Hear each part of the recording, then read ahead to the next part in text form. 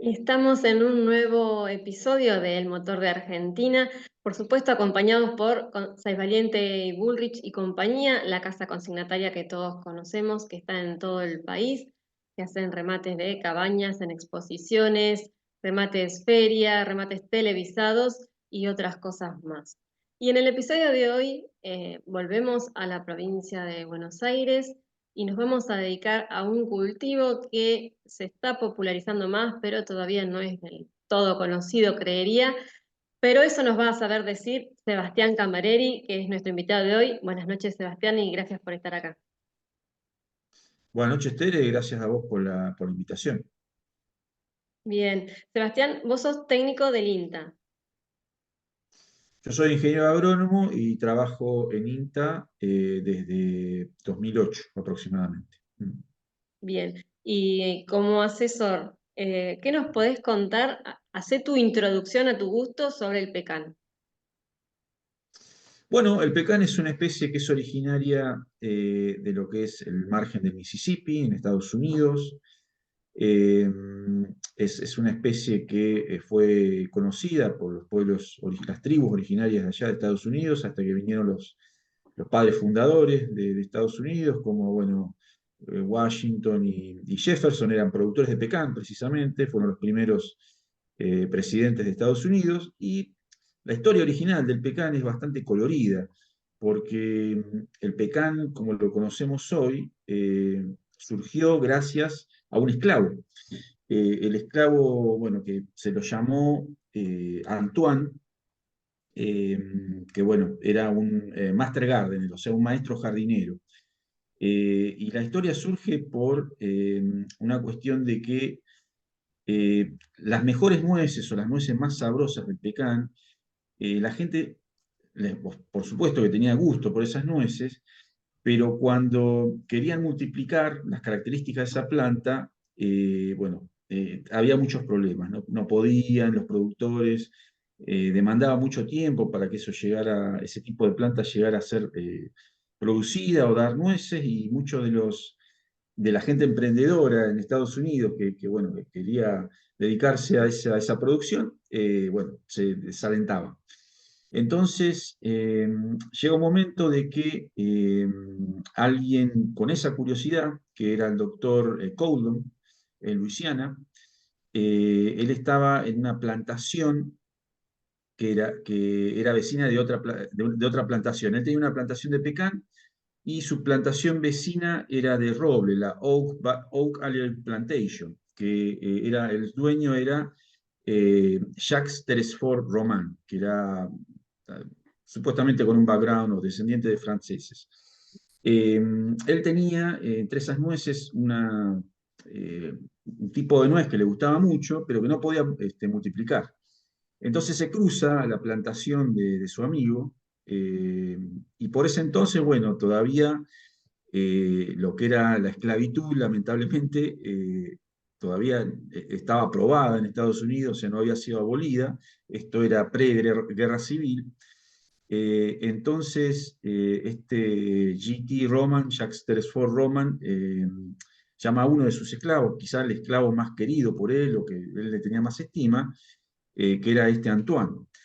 Y Antoine, a través de yemas que le proveyó este otro hombre, Coulomb, logra hacer un injerto que puede ser exitoso para multiplicar el pecan.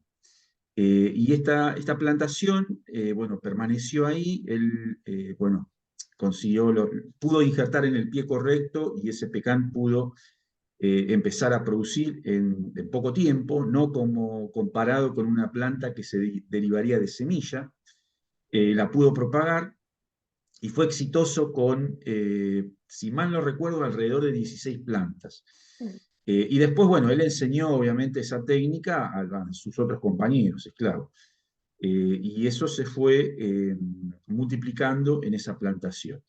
Pero bueno, llega la guerra civil, la plantación cambia de dueño, y algunos estos nuevos dueños no conocían, digamos, el valor del pecan. Entonces algunas plantas las cortaron, creo que era para hacer, lo que cuenta la historia es que las cortaron para cultivar remolacha azucarera. Pero bueno, muchas de las plantas originales que había plantado Antoine, o que había injertado Antoine, permanecieron, bueno, en esa plantación. Hasta que llega un evento significativo para los Estados Unidos y va a terminar siendo significativo para nosotros también, medio de rebote, que es la muestra por el centenario de Estados Unidos, la muestra agrícola, que se hizo en 1876. En esa muestra, bueno, un nuevo dueño de la plantación, un tal Humberto Bonzano, ve el potencial del pecan y decide llevarlo a esta muestra agrícola. Entonces se lleva nueces y lleva también algunas plantas jóvenes que, bueno, que eran el producto de esta enseñanza de Antoine, digamos, el creador, o el obtentor original o el que destrabó, digamos, esto de que el pecan no se podía multiplicar. Entonces la lleva a esta muestra, que es la muestra del centenario de Estados Unidos, y es curioso porque las plantas de estas jóvenes de pecan y las nueces se exhiben al lado del teléfono de Graham Bell y al lado de la mano de la Estatua de Libertad que tiene la antorcha. Así que en honor a eso, al éxito que tuvo esas nueces y esas plantas que se están exhibiendo, bueno, surgió la primera variedad de pecan que se llamó centenia. Eh, y, y dicen que en esa misma muestra también estuvo visitando Sarmiento y bueno, ahí le gustó, cuando en su época de sus viajes a Estados Unidos, y ahí a él le gustó la planta, pero en realidad a él le gustó como ornamental, no le gustó como productora de nueces. Y bueno, es de ahí que el pecan también llega a Argentina posteriormente, ¿no? Así que esa es la historia. Capaz que quedó un poco larga, pero bueno, son No, muchos no, detalles no. que tiene. Fascinante, me encanta y excelente introducción. ¿Cuánto tiempo hace que está dando vuelta el pecan, incluso aquí en Argentina, y que todavía no lo hemos conocido tanto? Eh, y Tal cual. bueno, como todo árbol, tiene justamente un periodo largo seguramente para ser productiva. Alrededor de unos 5 o 6 años, sí, dependiendo del cultivar también. Hay cultivares que son un poco más, pueden llegar a ser un poco más precoces que otros. Ujú. Y acá, o sea, hoy en día, ¿se sigue obteniendo por injertos o ya hay viveros, hay obtención por semillas? No, lo que hacen los viveros es tener un pie y en ese pie se injerta la variedad conocida, o el cultivar conocido, perdón. Y sobre ese pie, que es el que está adaptado, digamos, a ese suelo, es, digamos, donde se va a desarrollar de manera no sexual, pero bueno, se va a desarrollar lo que es la planta de pecan, que en realidad son dos plantas en una, porque están las características del pie, que son de una planta, y las características del cultivar, que son de otra planta, digamos, ¿no? Claro, como los cítricos. El tema es que cuando uno lo quiere reproducir de nuez, la nuez, digamos, cuando se produce la polinización, se pierden características, digamos, de ese cultivar original, porque recibió quizá polen de otro cultivar, entonces las características no van a ser las mismas. Ujú. Incluso dentro de una misma planta, si uno, digamos, saca 2, 3, 5 nueces de una misma planta, esas 5 nueces van a dar lugar a individuos totalmente diferentes. Entonces, una manera de asegurarse esta uniformidad es bueno, tener un pie de adaptabilidad conocida y ahí bueno, insertar lo que es el cultivar. Insertar, no, bueno, injertar. Sí, sí. ¿Y es más o menos siempre el mismo pie? ¿O eso también depende, como dijiste, de adaptabilidad según si es, no sé, para Entre Ríos o si es para Lo que Balcarce? hacen los viveros, bueno, pasa mucho bueno, en los viveros Yo obviamente, mira, no soy especialista en lo que es vivero, ¿no? Pero Ujú, lo he visto en muchos, mucho material, digamos, de lectura bueno, y otro material de difusión, es hacer germinar esa misma semilla de nuez, o sea, hacer germinar esa misma nuez, producir una planta. mm, Cuando esa planta se produce, se elimina el ápice, ¿no? O sea, se elimina el ápice para eliminarle la dominancia. ujú. Esto se produce alrededor del año aproximadamente, y luego se le injerta lo que es el cultivar que uno desea reproducir. Por eso, bueno, hacer este, un individuo, perdón, una planta nueva de pecan, bueno, lleva tiempo, ¿no? Claro. Así que Pero es bueno, además pecan sobre cada nivel pecan. tiene su técnica. ¿Eh? Es pecan sobre pecan. El injerto Es es... pecan sobre pecan, Ah, sí, mira. sí, sí, sí, sí. Ujú. Porque sé que hay otras, los cítricos, no sé bien cómo es, pero es con otra planta que le da Claro, sí, rugosidad. cuando vos, por Mm, ejemplo, a vos se te el ápice del limón, empieza a salir otra planta claro, totalmente sí, diferente. Sí, sí, sí, sí, sí. sí. Me ha pasado acá que hela bastante y, bueno, helaba, ahora no tanto, pero pasaba eso con los limoneros que o se moría la planta o quedaba la silvestre, llamémosle. Claro, Ujú. claro. Bien, entonces, bueno, ya con eso me dijiste que tiene unos cuantos años, porque si bien sea Ujú. chica en los tiempos, pero de todas maneras hay que esperar que crezca el pie. Entonces, ¿a qué edad más o menos de la planta empieza a producir comercialmente? Bueno, ya te dije, a los 5 o 6 años se empieza con las primeras nueces. De ahí tiene un periodo, vamos a llamarle transicional, hacia los 10 años, 9, 10 años, que se podría considerar que está entrando en producción. Ajá. Eh, y a partir de los 15 años uno ya podría decir, bueno, sí, está bien en producción, digamos, bien entrada en producción. Así es, sí, es un periodo realmente largo. Y, Es un periodo de espera. Sí. claro. Y mientras tanto, ¿qué tareas se realizan? Lo que es poda o no sé si llevan riego. Sí, obviamente cuando uno diseña la plantación, una de las cuestiones importantes es el diseño de lo que va a ser el riego. Después tiene las podas, las podas de formación, que son los primeros 5 o 6 años. Y después ya son podas más de limpieza y mantenimiento. Este, Esas serían las tareas principales. En los primeros años, el control de plagas, como puede ser, bueno, nosotros siempre tratamos de controlar lo que es la liebre, o sea, poner, digamos, material protector alrededor de la planta para que las liebres no roban, digamos, alrededor. Claro. Después está la hormiga también, que es muy dañina. Y básicamente eso, o sea, esas plagas y el manejo no el manejo, sino el diseño del riego y el tema de las podas. ¿Y el riego es subterráneo o por goteo? Por aspersión. Bueno, hay varias modalidades. Los primeros años, bueno, desde ya la planta no está demandando por ahí demasiada agua, pero sí, o sea, tiene que haber un riego. Es microaspersión, se Ujú. puede hacer goteo también los primeros años, puede evolucionar a microaspersión. Los mexicanos hacen lo que es riego subterráneo. Después se puede hacer, que es lo que tenemos nosotros, es riego por surco, que bueno, lleva por ahí menos cuidado en el sentido de que el riego por goteo, por microaspersión, tiene un tema con el control de malezas en la línea de plantación.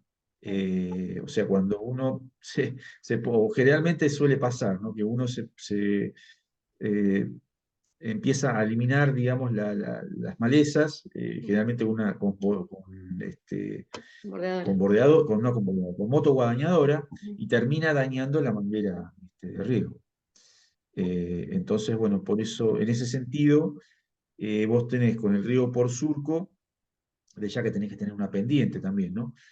Para que esa agua pueda avanzar y ir proveyendo a todas las plantas. Este, pero por un lado tenés que, no vas a tener ese problema, pero sí vas a tener el problema que vas a tener que cada tanto limpiar los surcos, digamos, porque al estar húmedo se te va a ir llenando también de maleza. Claro, exactamente. ¿Y el tema de las heladas, cómo les afecta? ¿O se les afecta? Bueno, la helada sí, obviamente la afecta, depende obviamente el momento en el que esa helada se produzca.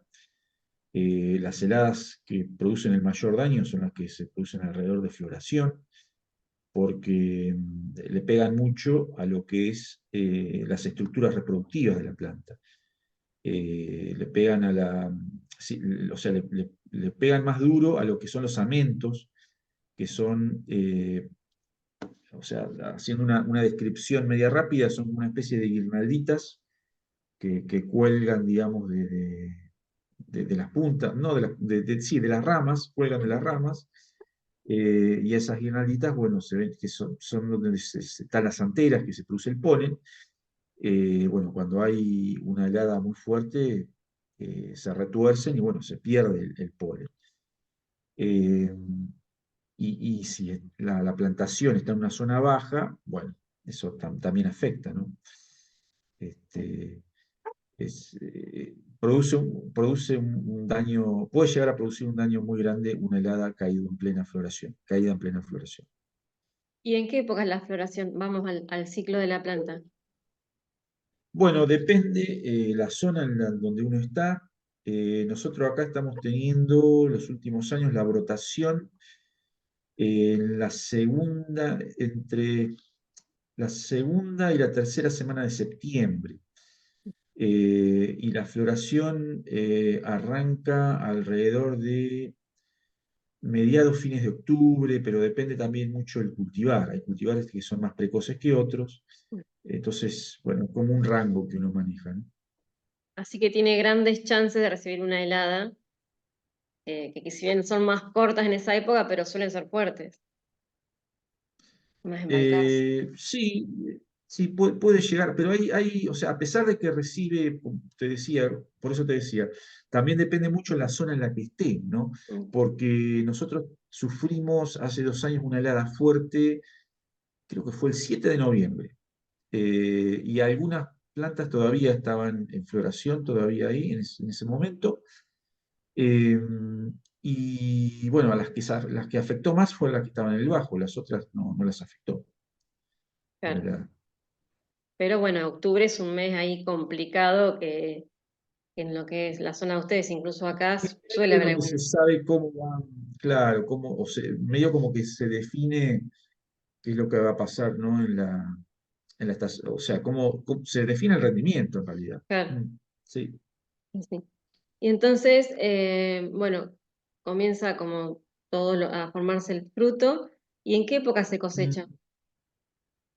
Mirá, nosotros en el INTA tenemos cultivares que son de los más precoces, que empiezan en abril, y otros un poco más tardíos que los terminás cosechando última semana de julio, primera semana de agosto aproximadamente.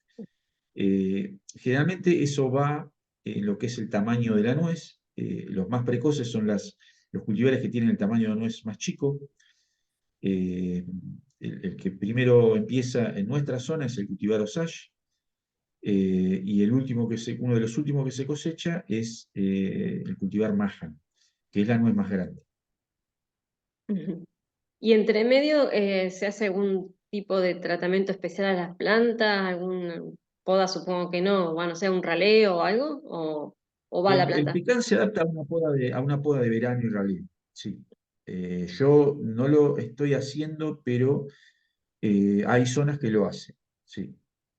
Pero no es Después necesario.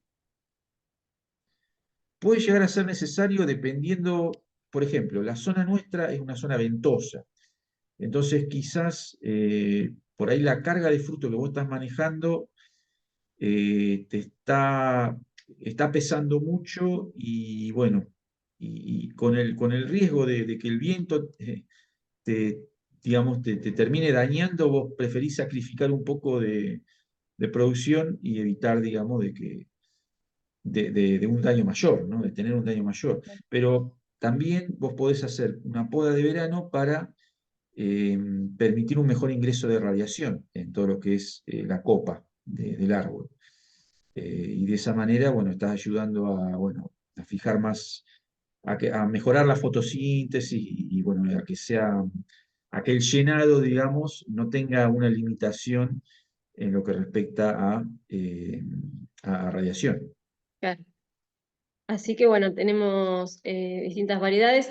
Y la cosecha esa, imagino que la nuez por el tipo de fruto no tiene mucha importancia en cuanto al conservado, me imagino yo. O sea, no es que vos decís, bueno, en julio Y salgo fuera de la bueno, temporada y gano más no mercado. debería, pero es algo que, bueno, acá yo no soy el especialista en eso, ahí está trabajando mucho la gente de Paraná, eh, pero bueno, también depende de la zona, ¿no? Yo acá he notado que puede aguantar un poco más porque es una zona más templado-fría, el sudeste bonaerense, eh, y por ahí no sería lo mismo si vos te vas más al norte, que empieza a haber un poco más de temperatura, más humedad, y uno tiene que recordar que el fruto de o sea, lo que es la nuez, la parte comestible de la nuez, tiene muchos ácidos grasos que en la medida que, por un lado en la medida que pasa el tiempo, pero también en la medida que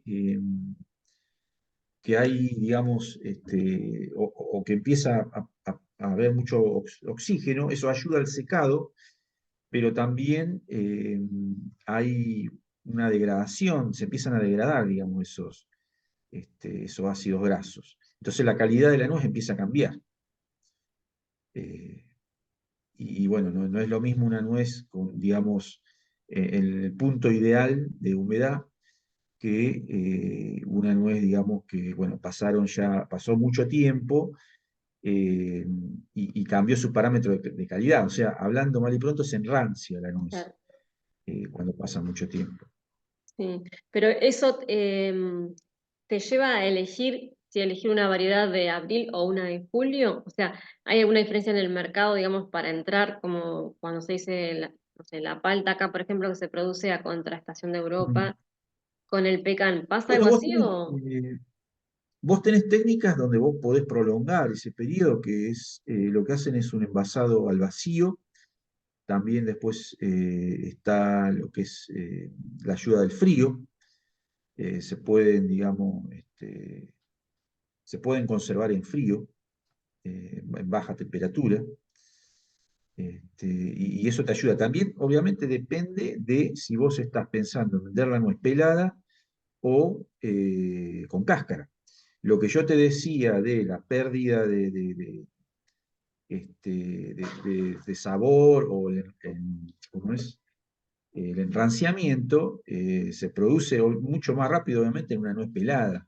Claro, Porque bueno, al estar en contacto a la intemperie, en contacto con el aire, bueno, ahí es mucho más fácil, digamos, hay mucha más superficie de contacto y se pierde esos ácidos grasos, se degradan mucho más fácilmente.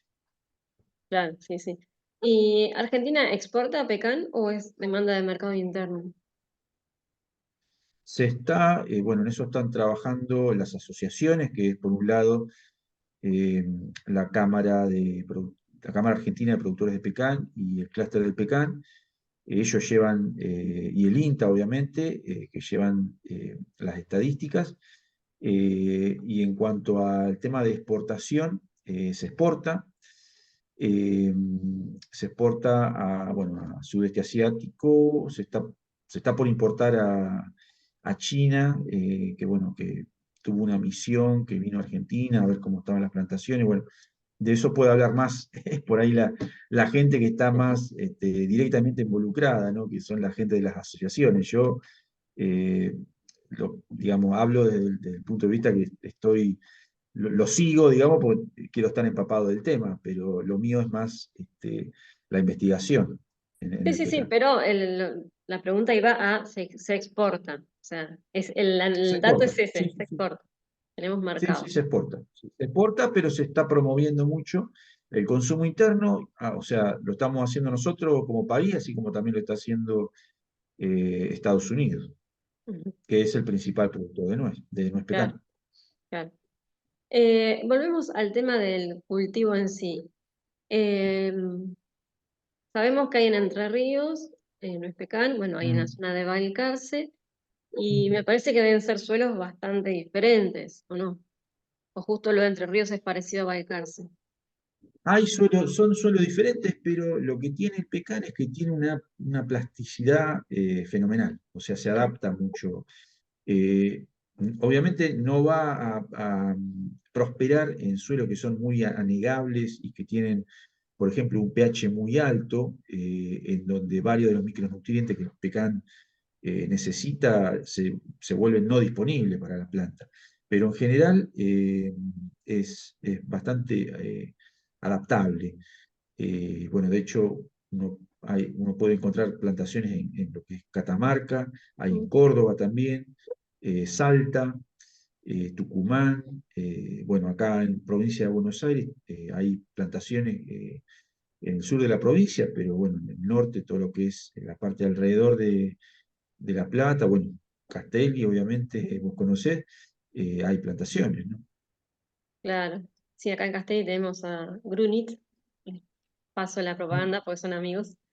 Ellos todavía no están en Está bien. producción, pero tienen sí su plantación, pero todavía les falta un poco bueno, por todo lo que estuviste contando vos de los años que lleva una Claro, producción comercial. claro. También depende, ¿no? O sea, uno considera eso como la media, ¿no? Hay escenarios que, eh, bueno, se le aplican un poco más de insumos, con eso por ahí se puede acelerar eso. Está el tema de la densidad, que todavía nosotros lo estamos empezando a conocer recién. Nosotros tenemos en la experimental eh, justamente dos plantaciones o dos lotes que están plantados a diferente densidad, pero hay otras experiencias en Tucumán, eh, creo que también en Entre Ríos, que ellos están haciendo cosas con densidades más altas. De hecho, en China, que ellos también plantan pecan, eh, tienen densidades muy altas del orden de los 300, 400 plantas por hectárea, cuando, bueno, la norma venía siendo alrededor de 100.